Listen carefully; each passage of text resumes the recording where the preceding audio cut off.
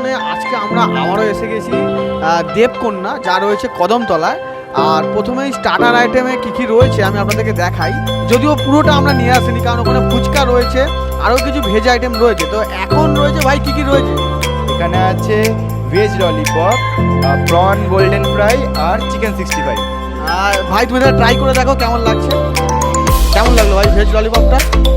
এই ললিপপটা ভালো খেতে এবং প্রতিদিনের মতনই আমরা এটাও গরম গরম পেয়েছি।